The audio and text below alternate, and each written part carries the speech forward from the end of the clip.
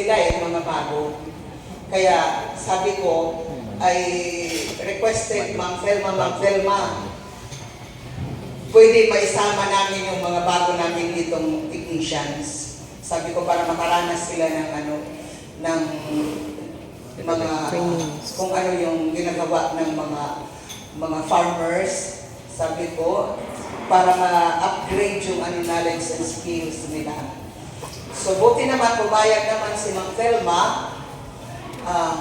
Kaya nakasali yung namin, 6 ba sila o 7 na nakasali. Tapos enjoy sila every time na kahit Sabado yan, Friday, Saturday. Pag nag-meet kami, talagang very happy sila and eager to learn.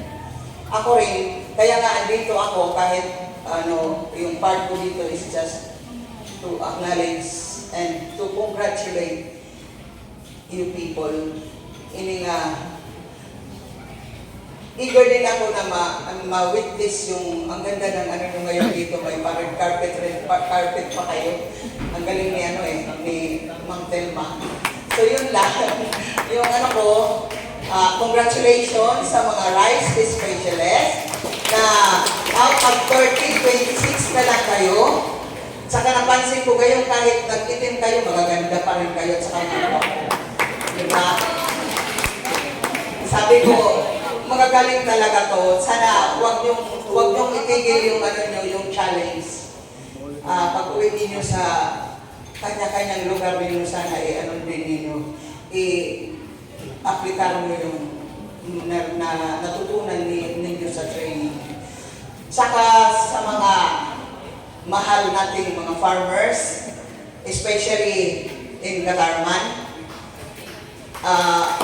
very participative sila. Nakala ko nga, hindi sila magpa-participate. For the first time din na nag-courtesy call si Ma'am Thelma, nag-ano pa kami kung saan lugar. Kasi kukunti lang dito yung barangay ng irrigated sa Katarman.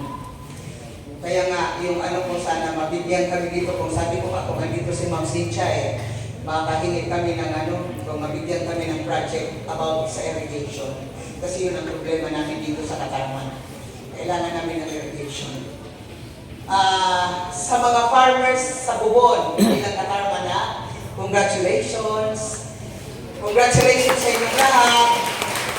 Katarman, sana wag niyong kung sa ato pa din winaray ta, ayaw tayo dubong naton na hibaruan.